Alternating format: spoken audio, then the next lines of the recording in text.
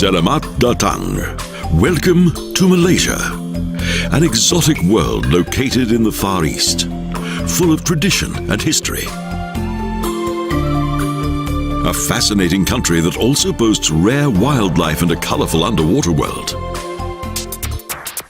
Peninsular Malaysia, pure Asia, situated between Thailand and Singapore.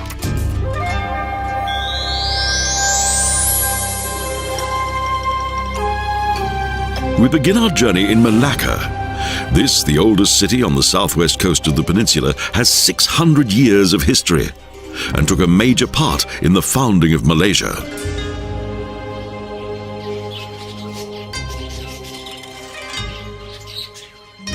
Both Portuguese and Jesuit settlers lived here for 130 years and introduced their culture to this region. The city's history dates back to 1403, when Hindu Prince Parameswara of the Sri Vijaya realm in Sumatra established a sultanate here. In 1641, the Dutch followed the Portuguese and for 154 years ruled from the Stadhuis in Malacca.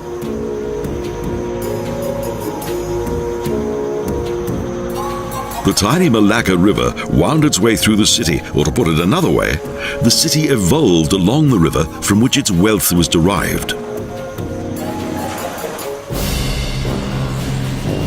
And from here, courageous seafarers plied their trade with the Orient.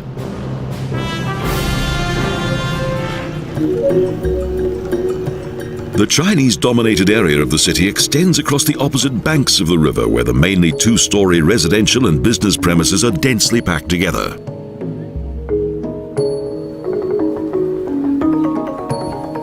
The Zhanghun Temple is one of the oldest temples in Malaysia.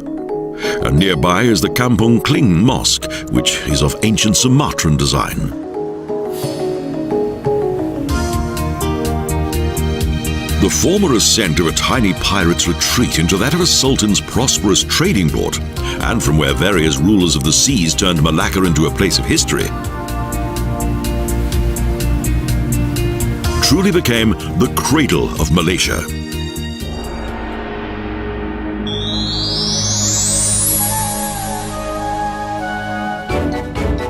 Kuala Lumpur, Malaysia's modern capital city, is relatively young. It originated from the middle of the 19th century at the junction of two rivers. Chinese pioneers discovered an abundance of minerals here.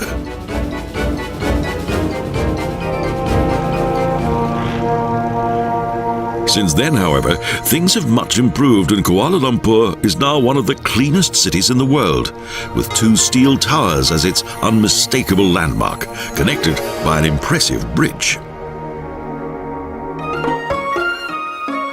Just a few minutes away, the contrast couldn't be greater, a Malaysian village. In Kampung Baru, chickens freely cross the street and the local people live in well-ordered houses and enjoy a calm way of life. No hustle and bustle here.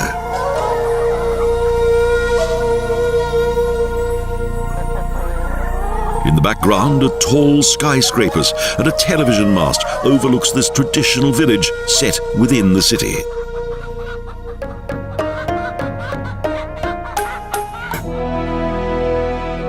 The old Masjid Jamek Mosque is situated in the center of the city, on the junction of the Gombak and Kilang rivers, at the precise spot where the city was founded. Located on a tongue of land formed by both rivers amid the city's skyscrapers, it's a sacred place that's extremely popular with the faithful.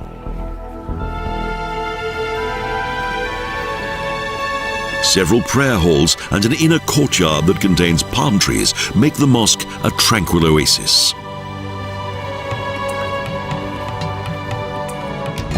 Merdeka Square, the Square of Independence, is at the colonial heart of the city. In 1957, the Union Jack was replaced by the Malaysian flag.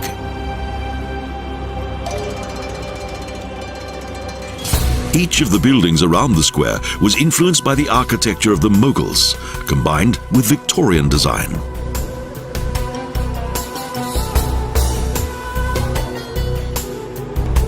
The splendid Sultan Abdul Samad building was designed in 1897 by architect A.C. Norman, with onion-shaped towers and a central clock tower. The place where once colonial administration was conducted is now the Courts of Justice. At the southern end of the square are two small colonial administrative buildings that have been transformed into museums.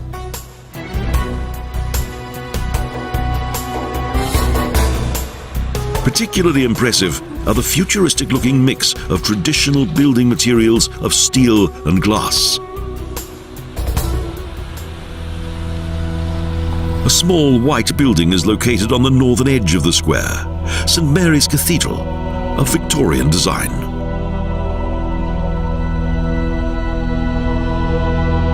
Following Sunday Mass, the British colonial community ventured through the tropical heat to a nearby club.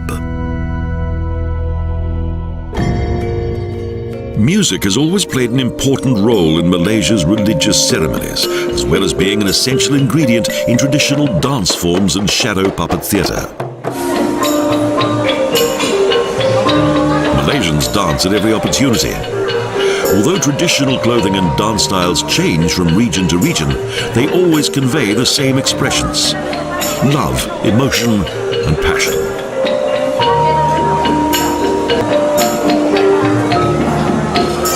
A little surprising, the main Hindu temple is situated in Chinatown. The Sri Maha Mariamman temple, dedicated to the goddess of rain, Mariamman. The Hindu gods ride, dance and meditate in colourful paintings above the entrance to the temple, as well as within.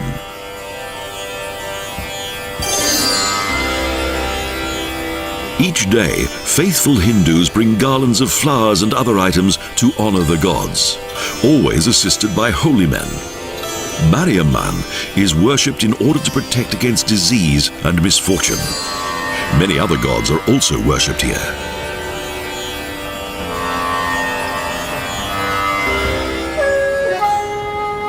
Built in 1880, one of the city's oldest Chinese places of worship is the Ziyao Temple that is located close to the central markets in Chinatown.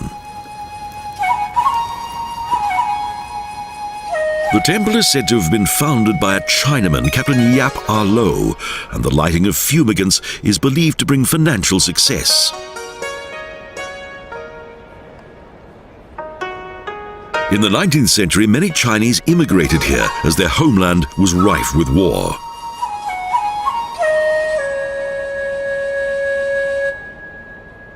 Soon they controlled both trade and industry. However, in addition to their economic success, the Chinese have always been a devout people, and their temples are usually kept very busy. Little remains of the Chinatown of old.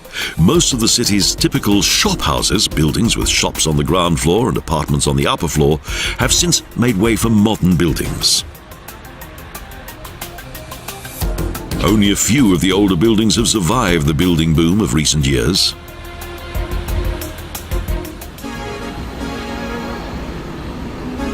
A monorail is the city's most recent mode of transport. It provides a good overground view of the city.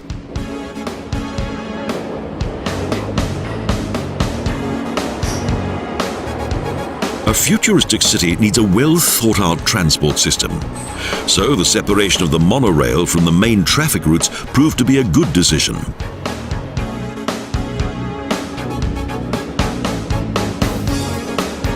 The city's inhabitants are used to their elevated trains. For them, only one thing is important: the expansion of the city.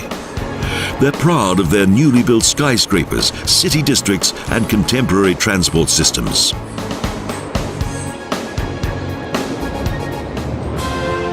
Set high in the south of the city is the Istana Negara, the official residence of Yang de Pertuan Agong, King of Malaysia. This building was originally the residence of a wealthy Chinaman, but in 1926 it was transformed into the palace of the Sultans of Selangor. It's protected by guards in shining white uniforms. The representative head of Malaysia is elected by the country's 13 sultans. They always select one of their own, and he reigns for 5 years.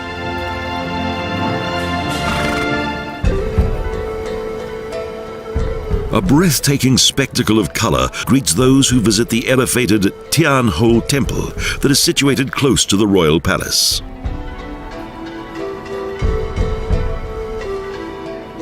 The faithful are welcomed in the courtyard by the numerous images of various gods.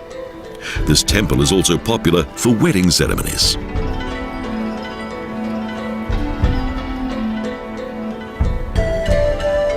Each post of this splendid temple complex was donated by a number of Chinese multi-millionaires. Its construction was extremely costly.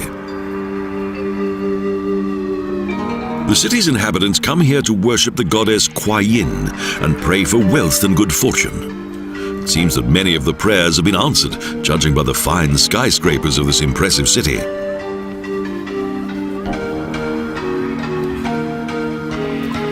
And everywhere, sacrifices are offered. Here, religion is part of the everyday life of the people.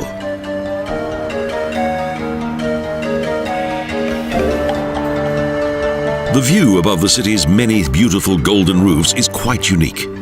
It's not surprising that Tian Ho is one of the most beautiful temples in Asia.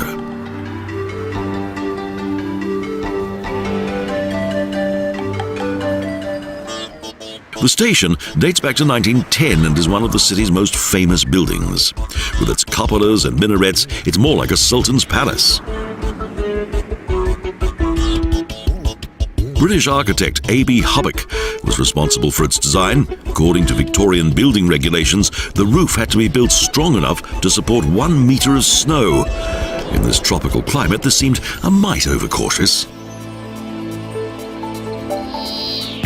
On Bukit Nanas, Pineapple Hill, is the Menara KL.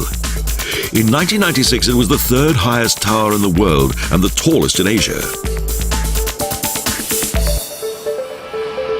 Hardly any other capital city on Earth offers as many contrasting sights and multicultural impressions. Tradition, history, the past and the future, each one is united here.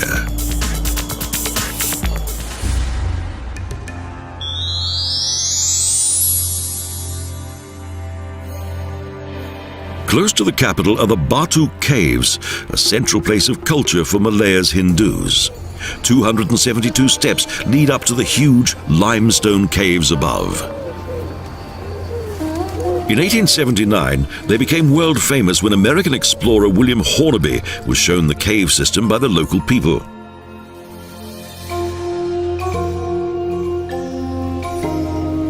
Soon afterwards, the caves were consecrated as Hindu temples. And since then, many of the faithful come here to sacrifice flowers and to visit the shrine of Subramaniam. Through a rock chimney, daylight penetrates one of the up to 100-meter deep dripstone caves that form a labyrinth.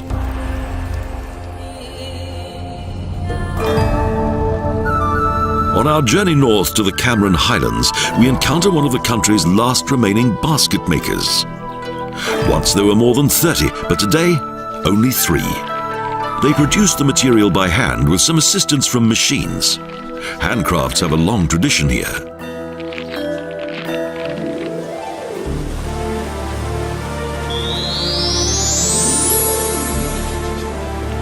The winding road travels higher and higher, and we stop at Lata Iskandar, a huge waterfall of which the water is most refreshing.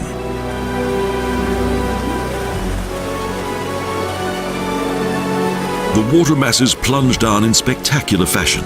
Here in the tropical rainforest mountains, waterfalls are commonplace, yet there's also an abundance of rain.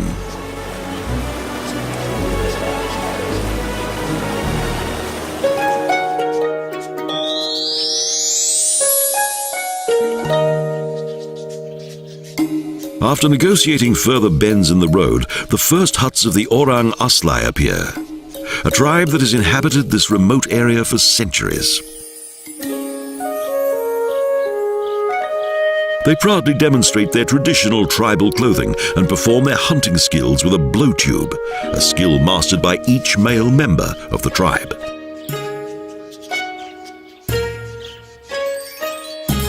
Orang Asli, the original people, are the indigenous inhabitants of the island who live in the remoteness of the forests.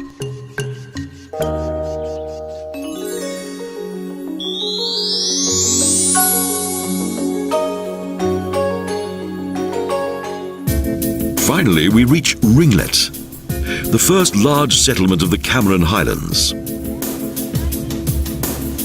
At first sight, Ringlet looks like a small town that could be situated virtually anywhere. It has a marketplace in which the vegetables, fruit, fresh food and fish are offered for sale. Not long ago, this was a natural wilderness.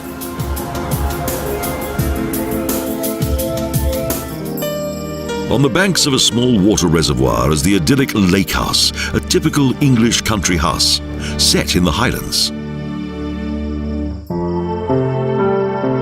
Wealthy colonial landlords once sheltered here from the scorching hot summers of the lowlands, although the sky is often covered by cloud and it rains almost every day. Since 1926, tea has been cultivated in the Cameron Highlands. The mild and rainy climate is ideal for its growth.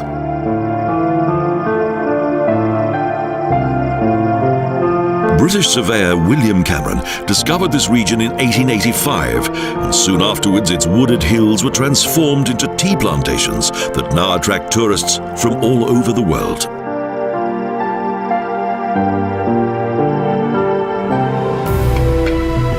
Around 13 kilometers away and hundreds of meters higher is Tanarata, the main town of the Cameron Highlands. Here, there are numerous administrative buildings, a police force and a hospital. The small town is surrounded by tea plantations, as well as modern hotel complexes and holiday villages.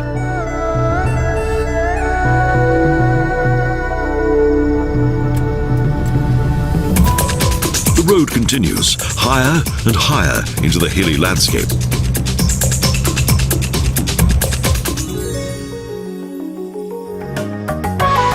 This remote region contains a well-known tea destination, the Bow Tea Centre.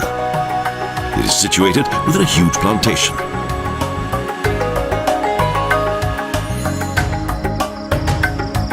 The tea story of the Highlands began in 1929 when young Britisher John Archibald Russell recognised that the region's climate and landscape were perfect for the cultivation of tea. Luscious green tea bushes cover the hills. The harvest continues throughout the year, and the tea that is cultivated here supplies the whole of Malaysia. Originally, the workers here came from India and settled on the tea plantations.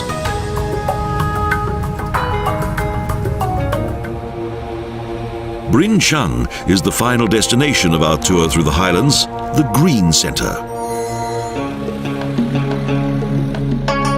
Here there are a number of show farms that are open to the public, such as that of Cactus Valley.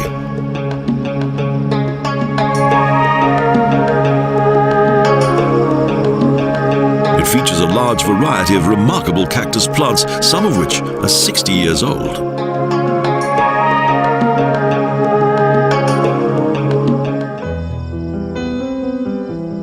The Rose Centre covers a hilltop. 10 wide levels lead up to the main vantage point.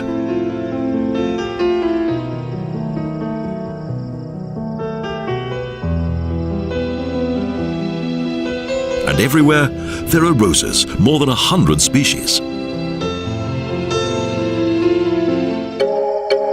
A further attraction of this tourist centre is the Butterfly Garden, a paradise for those interested in blossoms and butterflies.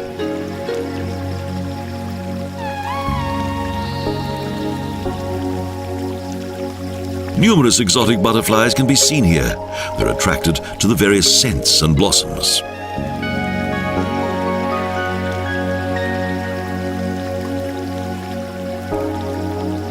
We also appreciate the tropical splendor of the blossom.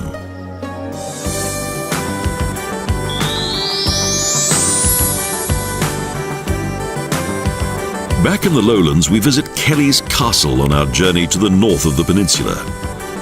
A Scottish millionaire planned to have a second home built here, but it remained incomplete. William Kelly Smith became prosperous due to the mining of tin and the production of rubber. In 1915, construction of his fantasy castle began.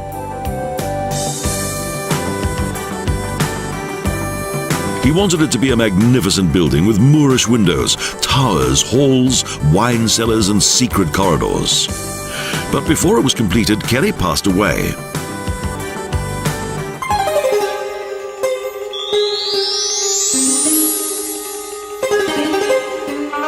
Prior to reaching Ipoh, we visit the Chinese and Buddhist cave temples of Sampotong.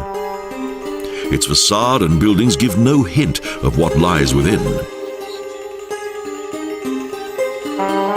But inside the huge dripstone caves, temples were built, along with several altars and gilded deities.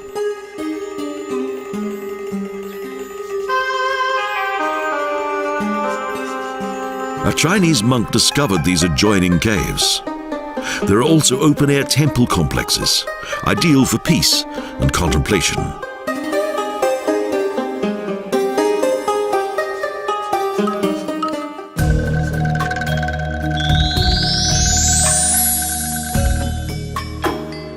Ipoh is the third largest city in Malaysia. It's located on the main railroad between north and south, and its station is like a shining white palace.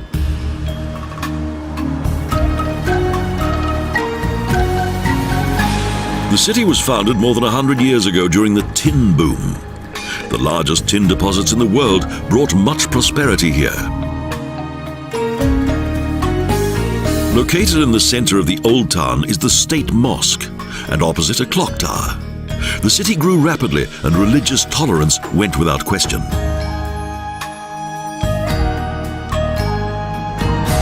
The former wealth of this city of millionaires is still evident today by the city's former splendid colonial buildings that are gradually being renovated.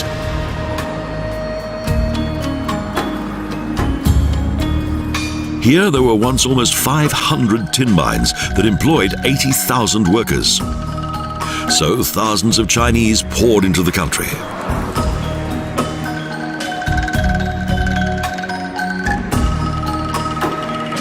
The river Kinta divides the city between the old and new town, in which the newly arrived Chinese once settled.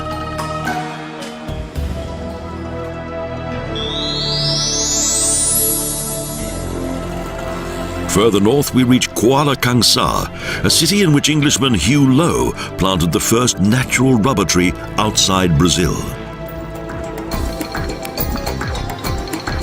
It's also known as the Regal City because since 1887 it's been the seat of the Sultan of Perak. He resides in the Istana Iskandaraya Palace. One of the main sights is the splendid Ubudaya Mosque, the most impressive mosque in Malaysia.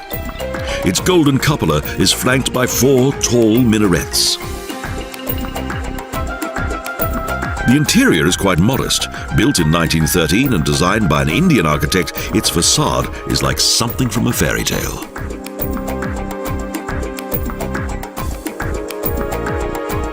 The old Istana Kanangan Palace is one of only a few traditional Malaysian residences. It's constructed totally of wood and is supported unnailed by 60 posts.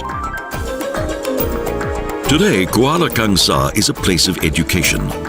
The legacy of its British colonial masters was gradually adapted and merged with traditional values.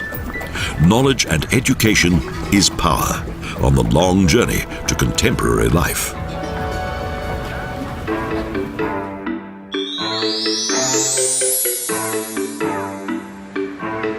Also in nearby Taiping, the mining of tin attracted workers from China and India from the middle of the 19th century. So the city grew and grew.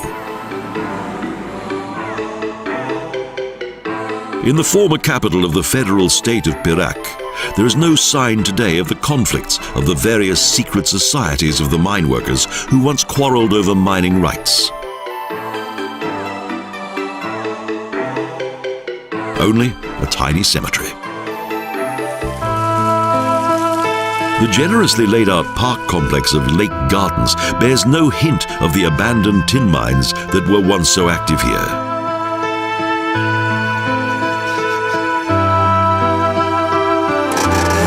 Today it's covered by arcades and small bridges. The large park contains Taiping Zoo, the the oldest animal park in Malaysia. A small train travels past elephants and flamingos.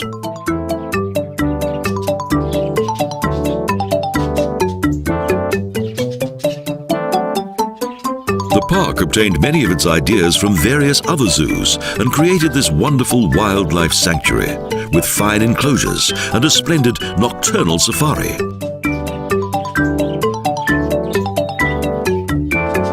The city's inhabitants appreciate their zoo that also contains many indigenous animals.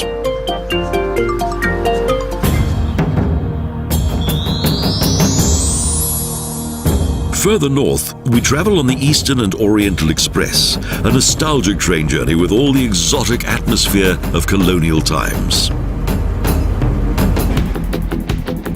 The wagons of the E&O originate from New Zealand, where they were in service until 1980 as the Silver Star.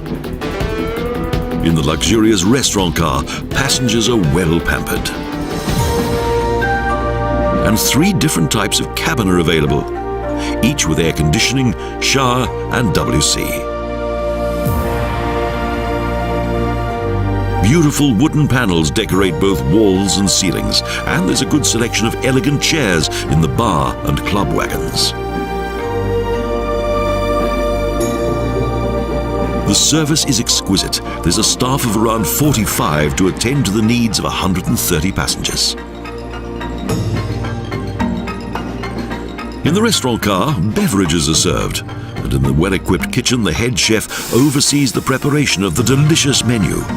Euro-Asian cuisine with local fresh produce. A first-class hotel on rails. Next, the diligent stewards transform the cabin's comfortable seats into beds. And in the piano bar, the evening's music and dancing begin.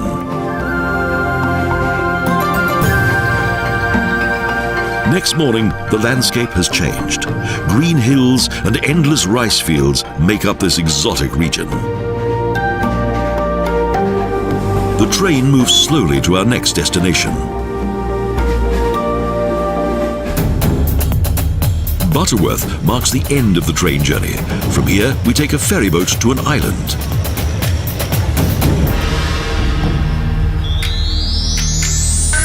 Pulau Pinang, the Pearl of the Orient. Various bicycle rickshaws await their passengers outside Klan House. In the 19th century, this is where the country's new immigrants arrived. The Klan organization provided immigrants with accommodation and employment, and also assisted them with contacts and even arranged funerals and memorials for the deceased.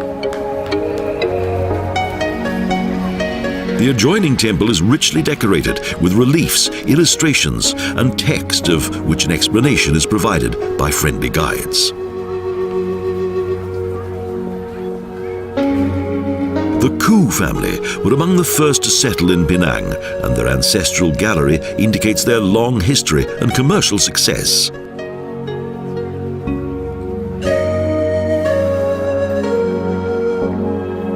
The rickshaw drivers are at the ready. Finally, the time has come. They line up in predetermined style and the tour commences. Here, the unique magic and magnificence of bygone Asia have survived in full. Entire streets appear just as they did a century and a half ago.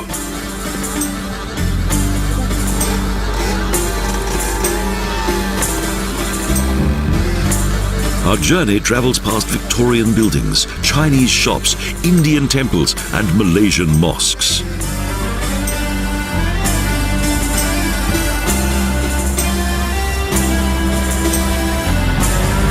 Past the noble Eastern and Oriental Hotel that was once owned by the Sakis brothers, the most successful hoteliers in colonial Asia. Sarawak is located in Borneo, the 3rd largest island in the world. We start our journey through this Malayan federal state in the northwest of the island, in the capital, Kuching. In recent years, the city of cats has seen much growth and modernization. However, the old town has retained its Chinese character, but there are no traces of cats. Its name originated due to a misunderstanding. Chinese settlers once took part in a revolt against the Sultan of Brunei, who owned Sarawak.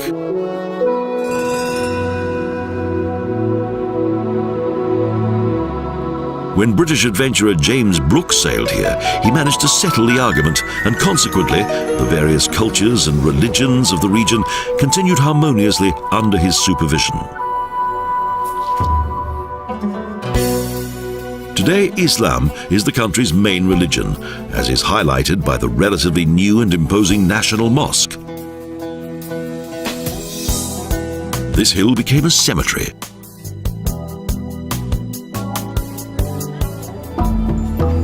The produce displayed in the market is extensive: vegetables and fruit, meat and fish, and it's all very fresh.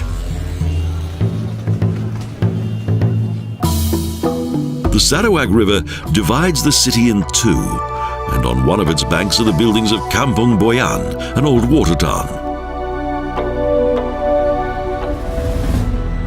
Situated on a hill is Fort Margarita, a fortress that dates back to 1841. And behind it is the new and contemporary seat of government.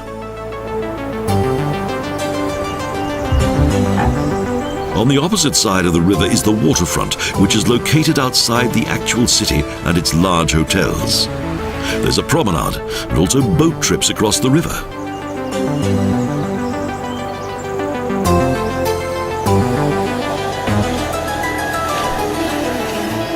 On this side of the river is an unimportant-looking building, and a monument serves as a reminder of the time of the White Rajas who once reigned here. This peaceful land delighted the Sultan, so he presented Brooke with Sarawak. In 1888, the British Crown took power. The British Empire had various buildings constructed in Kuching, but its ethnic groups were content to remain within their own surroundings.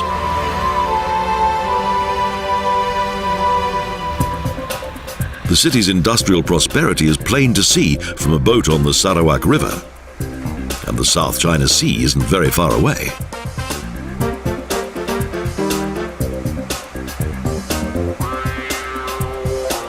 On board, dance adds to the pleasant evening atmosphere as the ship returns to the glimmering waterfront.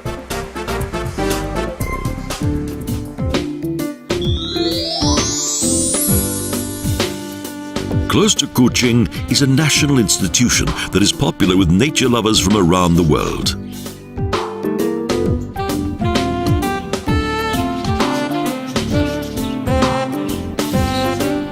First, a short explanation. Then we enter their territory, that of the forest people, a rehabilitation center for orangutans.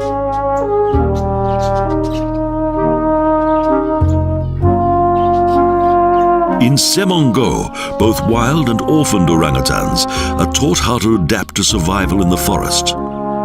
They're given food and hide in the treetops.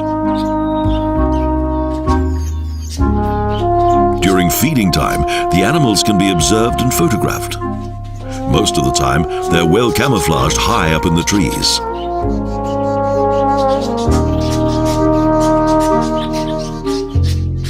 Little by little, the animal handlers reaccustom the orangutan to their natural habitat. Our next trip leads through the jungle.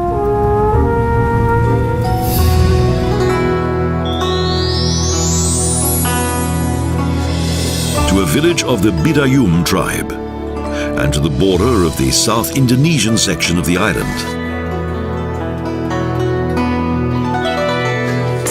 The tribe continues to live in traditional longhouses and survives from agriculture and river fishing. The village is situated close to the riverbank.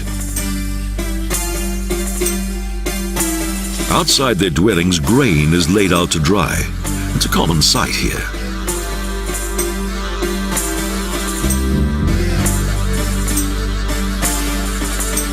The longhouses measure up to 150 meters in length and are inhabited by several families. The enclosed porch in front of the living areas serves as a general living space. Daily life takes place outside and as a family unit.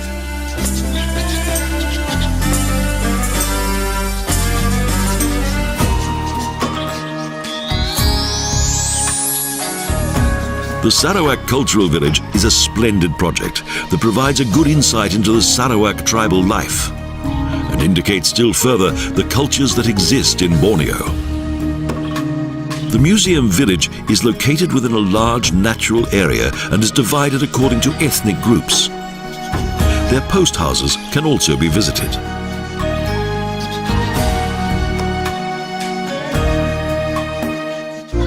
The amicable members of the tribes show off their colourful festive clothing as well as their weaving skills. The traditional settlements of various tribes have been built around a lake, and several times a day, a sparsely dressed hunter demonstrates the art of blowpipe hunting.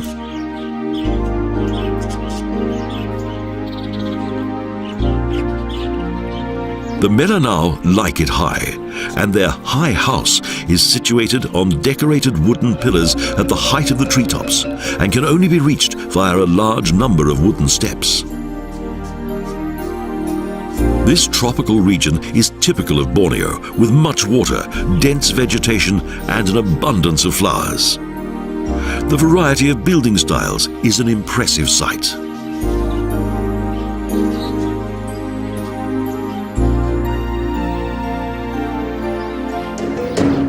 Dance performances in the large community theatre are a highlight of the day. Each ethnic group demonstrates its numerous dances and clothing. Everything reflects daily life. Each dance, movement and gesture has a special meaning, and the variety of dances is quite amazing.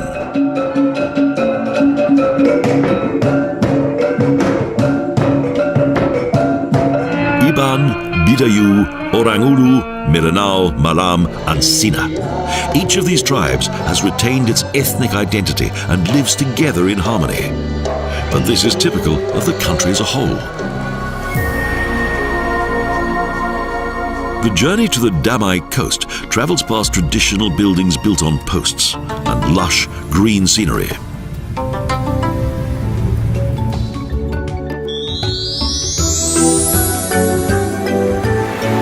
The Damai region is located on the eastern side of a small peninsula in the north of Kuching, a very remote coastal area with sandy beaches and palm trees.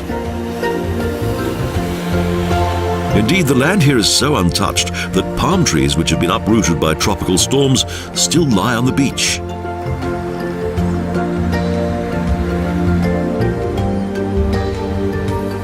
The colours of the South China Sea are truly fascinating. So it's hardly surprising that international tourism is all set to discover this exotic paradise.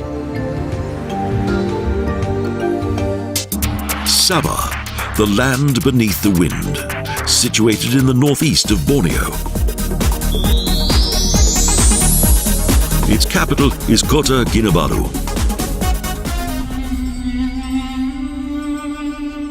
Up until the 19th century, the Sultan of Sulk and the Sultan of Brunei ruled over this remote region.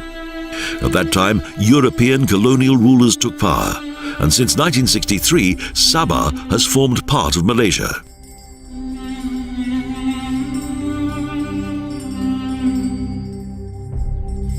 In the Kampung Warisan Open Air Museum, the city's inhabitants have the opportunity to learn of their traditional roots. 11 traditional huts of various ethnic groups such as Murut, Bajau and Karazan are situated around a lake. Kota Kinabalu has no hint of colonialism because the original town of Jesselton was completely destroyed during World War II, and almost all of its buildings have been rebuilt.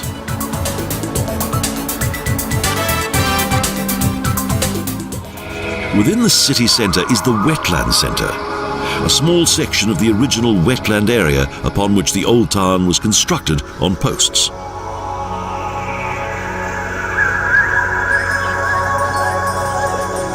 The remaining few buildings of the water town are supported by posts in the sea and are accessible by wooden planks.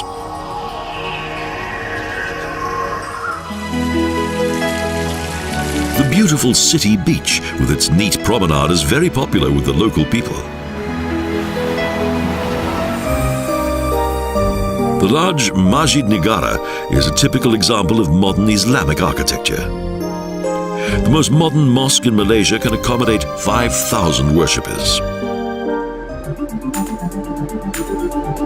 During the day, fishing boats lie at anchor in the harbour.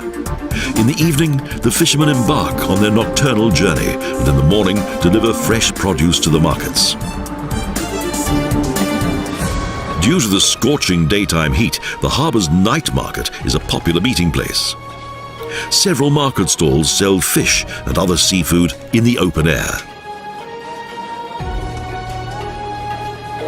Next to the market in the Pasar Kratagan, more goods are displayed. Small kitchens offer countless tasty dishes, and there's a good variety of local fruit and vegetables. A real joy for the senses.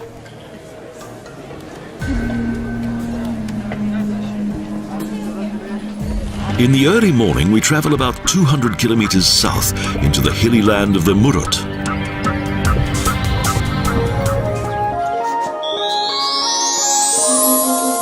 Close to Tenom, the Malayan government created a park in which the country's flora is on show in all of its glory.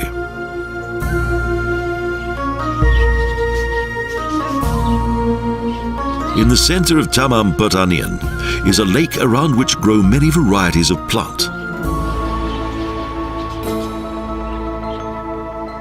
Trading ships from all over the world once transported rubber trees, coffee, cocoa, and oil palms, as well as a large number of exotic flowers. But the remarkable variety available is so vast that this park alone and its various gardens are unable to display so many flowers.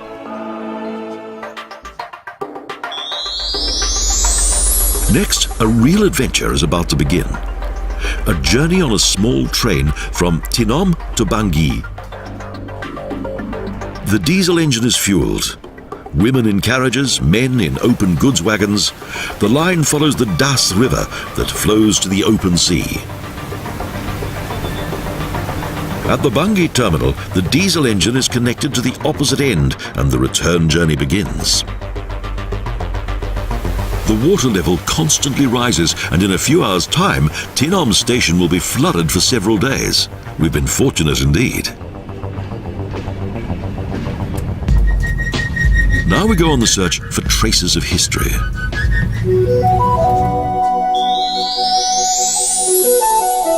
The Monsopiad cultural village was named after the legendary warrior of the Karazan Dusun tribe. It's an idyllic setting on the banks of the Putatan River. The colourful museum village features a tribe that lived 300 years ago. Here, visitors can delve into the spiritual world of a bygone age.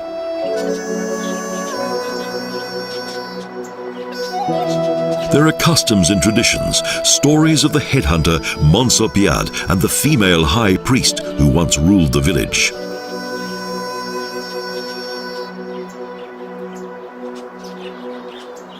The tranquility of this place now is so different from the living conditions of those distant times.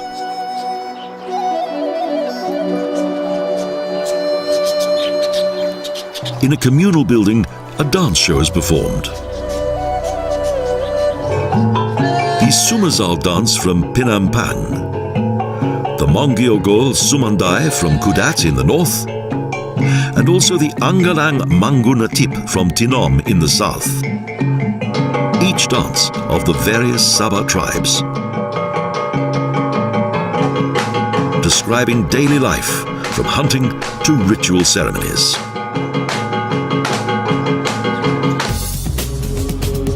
But the highlight is the House of Skulls outside the village, where 42 human skulls are stored beneath a roof.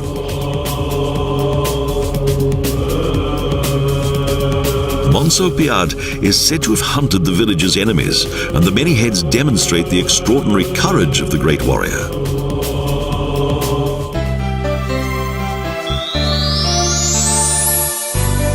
The Lok Kawi Wild Animal Park in the south of Kuching is one of the most modern and best laid out animal parks in the region, a tribute to Borneo's animal kingdom.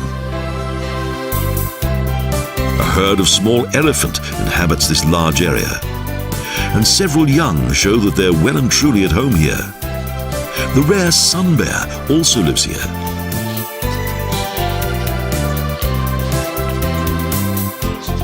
Orangutans are also content, although there are no jungle trees to entertain them.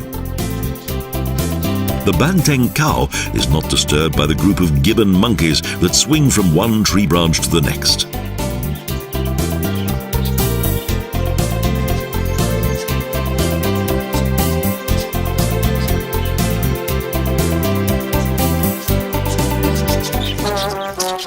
But the park's biggest attraction is the proboscis monkeys that are rarely seen in the wilderness. Active during the day, the proboscis monkey lives only in Borneo, where it inhabits the coast and lowlands. Only the male has this large, cucumber-shaped nose. A Malayan tiger watches the small train that travels through the park, and experienced staff members of the zoo explain the work that is being done for the orangutan. These peaceful brown apes live in the jungle and are the closest relatives of man in the animal kingdom.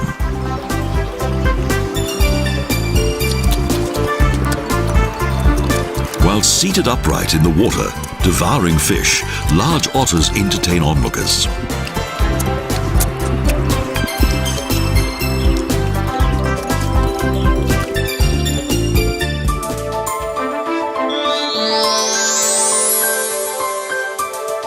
In the northeast of Sabah is the majestic Mount Kinabalu. At 13,432 feet above sea level, the highest mountain between the Himalayas and New Guinea. It rises from the tropical lowland jungle up to the sparse granite regions. The huge national park extends around the mountain.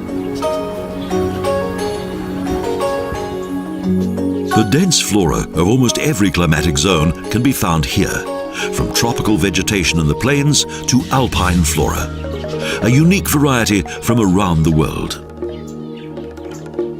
Many varieties of orchid and other tropical plants are to be found in the Botanical Mountain Garden. A round trip provides us with a good insight into the park. Only here grows the Rafflesia, the largest flower in the world. It grows in a year, blossoms for a week, and weighs 9 kilograms.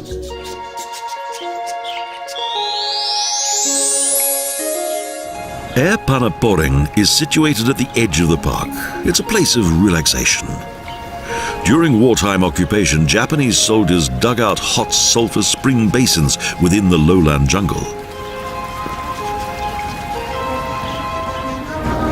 Some years ago, as a further attraction, a canopy walkway was built. A row of chain bridges at the height of the treetops. And on narrow wooden planks, we walk above the deep abyss below. A nearby waterfall provides a refreshing vista. Ecotourism has featured here for some time.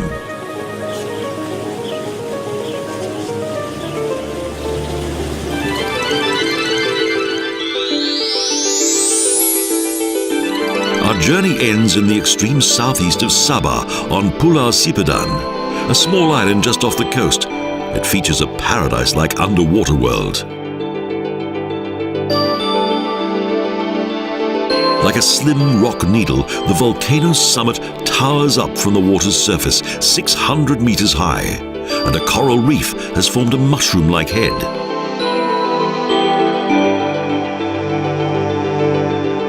This, the only Malayan island in the ocean, is like a living treasure trove of sea life. Here live sea animals of all kinds in well-protected surroundings.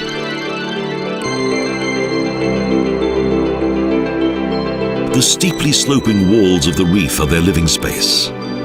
For many divers from all over the world, this is one of the most beautiful diving areas in the world. Borneo is a country of natural wonder, full of adventure. A land of headhunters, mysterious cultures, and exotic wildlife.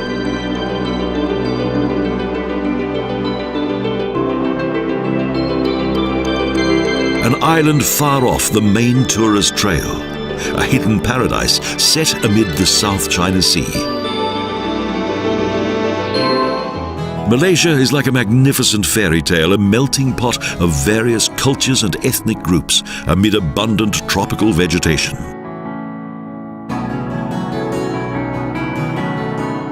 Although Malaysia has changed, it hasn't forgotten the rich traditions of its indigenous tribes. Yet it is now a country that is traveling into a new age.